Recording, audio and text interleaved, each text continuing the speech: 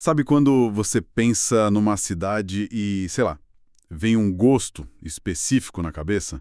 Tipo, não tô falando daquele prato super famoso mundialmente, mas algo mais a galera local mesmo, sabe?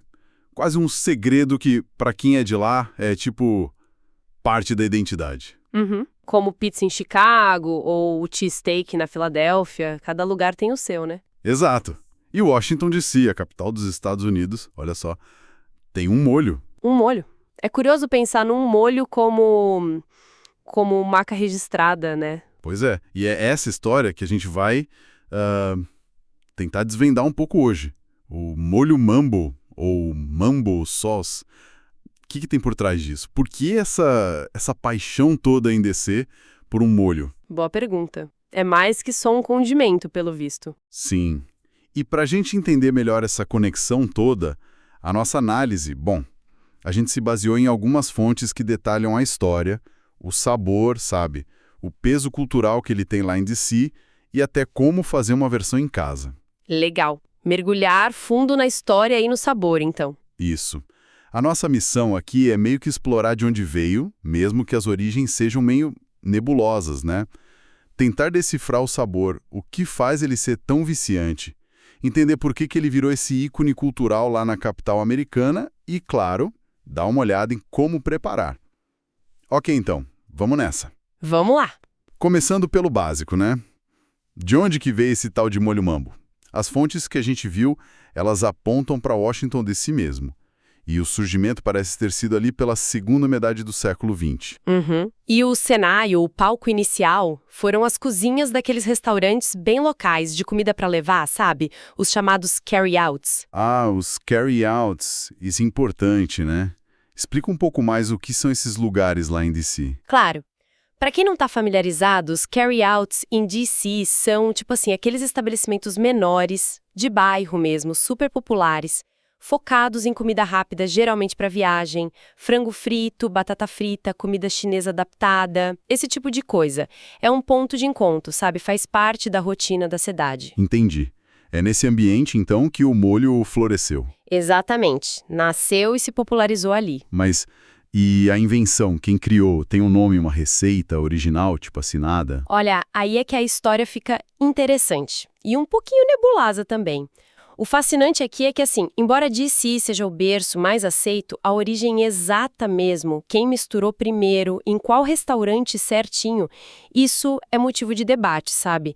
Até umas pequenas disputas rolam. Ah, é? Tipo, tem diferentes histórias, diferentes restaurantes que dizem ter tido um papel pioneiro ou ter a receita verdadeira, mas, no fim das contas, o mais importante não é nem cravar quem foi o primeiríssimo, sacou?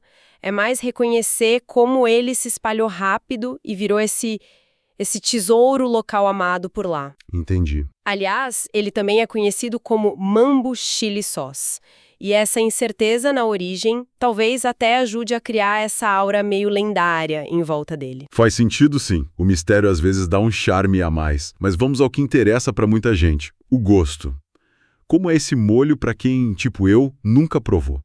Bom, as fontes descrevem como uma infusão harmoniosa de sabores doces e picantes com um toque de especiarias. Tenta imaginar uma base que lembra um pouco, talvez, um ketchup mais complexo, ou um molho agridoce, mas com uma identidade bem própria.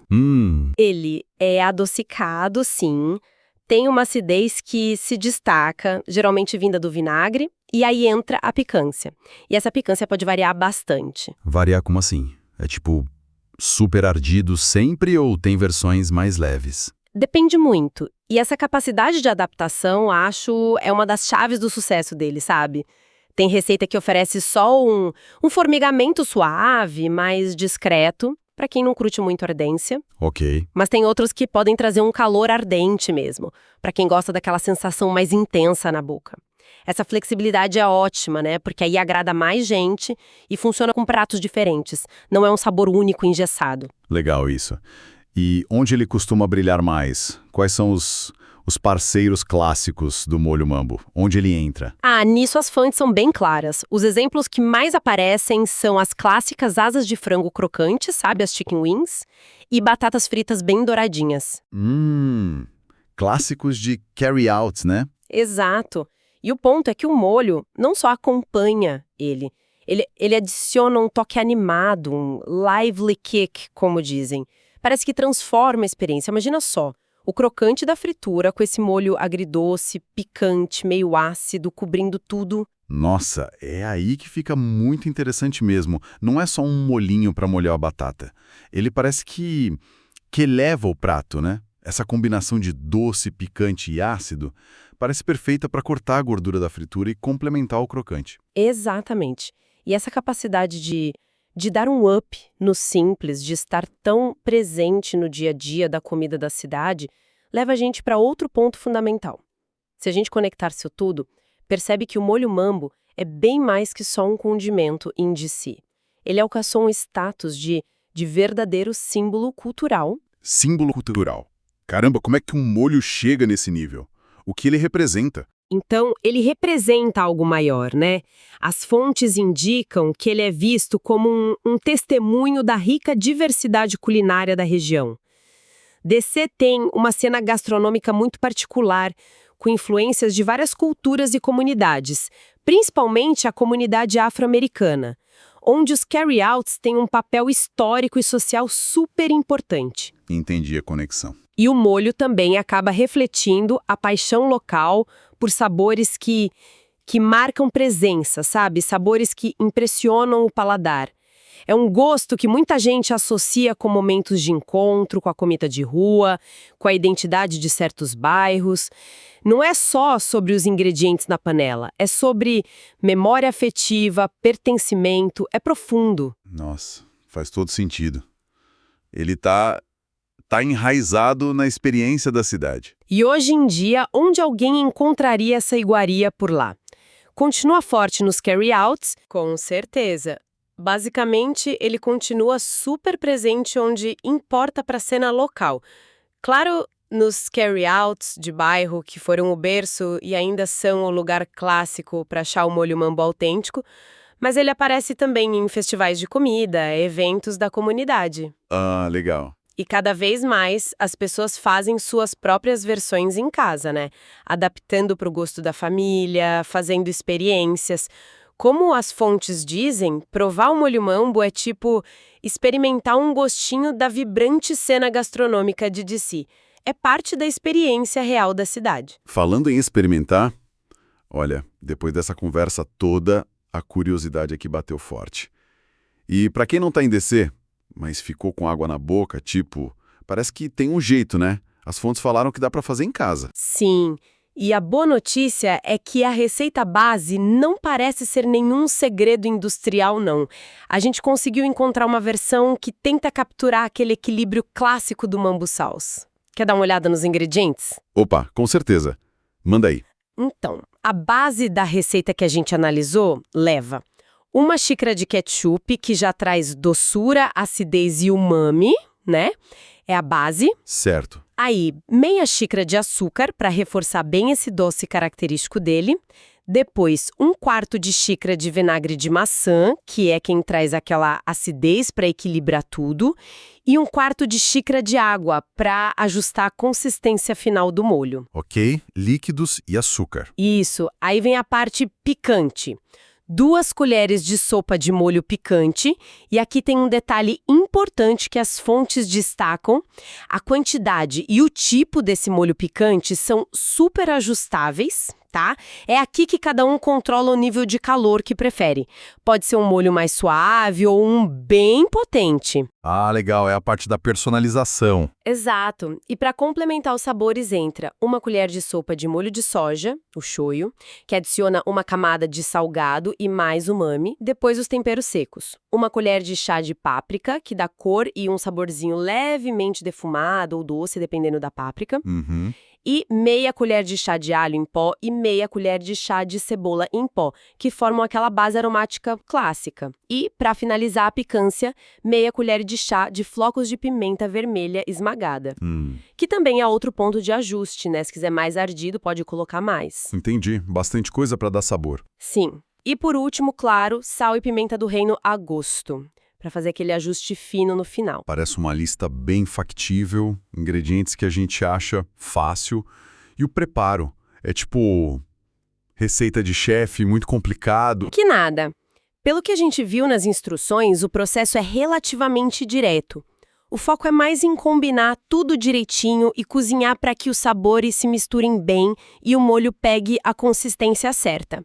Basicamente, é jogar quase tudo na panela e ter um pouquinho de paciência. Como assim jogar tudo? Pode detalhar um pouco mais esse passo a passo? Como funciona? Claro! O processo começa assim. Numa panela em fogo médio, você combina primeiro os ingredientes líquidos e o açúcar. Ou seja, o ketchup, o açúcar, o vinagre, a água, o molho picante e o shoyu. Mexe bem para dissolver o açúcar e deixar tudo homogêneo. Ok, a base líquida. Isso. Assim que essa base estiver bem misturada, aí você adiciona os temperos secos.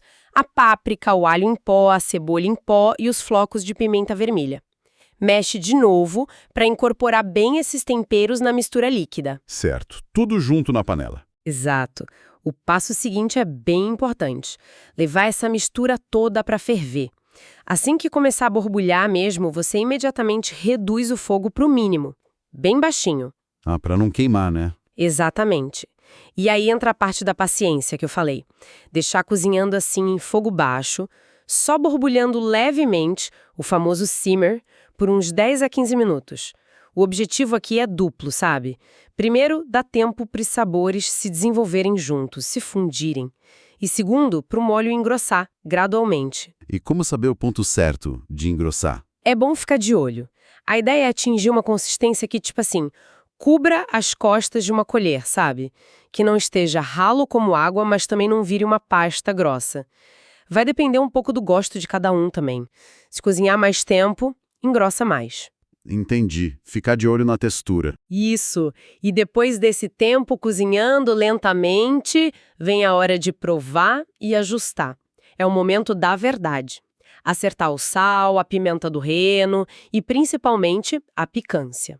Se achar que está faltando arder, pode colocar mais um pouquinho do molho picante ou mais flocos de pimenta. É a hora de deixar do jeito que você gosta. A última chance de mexer no sabor. Exato. Aí, quando estiver satisfeito com o sabor e a consistência, é só tirar a panela do fogo e, outro ponto importante, deixar o molho esfriar completamente antes de guardar. Ele tende a firmar um pouquinho mais depois de frio. Ah, bom saber. Depois de frio, é só transferir para um pote de vidro com tampa ou uma garrafinha e guardar na geladeira. Aí é só usar. Parece um processo bem controlável, né? Principalmente essa parte de ajustar a picância e a textura no final, dependendo do tempo de cozimento. E o uso clássico, como a gente falou, seria perfeito com um frango frito, umas batatas. Perfeito! É interessante ver como essa receita caseira tenta recriar aquele equilíbrio complexo que faz o mambo sauce tão especial, né? Tem o doce vindo do açúcar e do ketchup, tem o ácido do vinagre, o salgadinho do shoyu e do sal, o umami, que está presente tanto no ketchup quanto no shoyu, e, claro, o picante, que é totalmente personalizável. É quase uma dança de sabores na boca. Muito legal. Então, para a gente dar uma amarrada na nossa exploração de hoje, o molho mambo, ele é uma criação autêntica lá de Washington, D.C. Nasceu naqueles restaurantes carry-outs, provavelmente ali na segunda metade do século XX. A combinação dele, que é meio viciante, de doce, ácido e picante com a intensidade que pode variar, conquistou geral por lá. Mas ele foi além do prato, né? Virou um símbolo cultural mesmo, que reflete a identidade da comida local, a diversidade da capital americana e, como a gente viu, dá até para tentar fazer essa mágica em casa. Exatamente. E por que essa história toda de um molho regional importa pra gente, né? Por que prestar atenção nisso?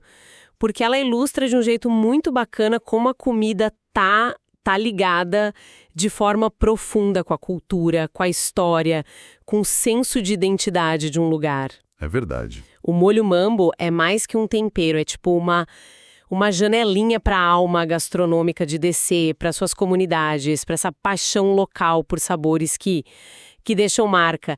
Isso levanta uma questão bem importante, né? Sobre como coisas do dia a dia, às vezes super simples, como um molho, podem ganhar um significado tão profundo e virar símbolo para uma comunidade inteira. Total. E isso deixa a gente com uma pulga atrás da orelha, né? Uma reflexão interessante. Pensando nessa trajetória do molho mambo, que outras comidas, que outras receitas super regionais, que talvez sejam quase desconhecidas fora do seu cantinho, carregam um peso cultural parecido? Boa pergunta. Que outras histórias sobre comunidades, sobre tradições, sobre identidades, estão sendo contadas ali, num sabor específico, numa receita que passa de geração para geração e que talvez a gente nem conheça.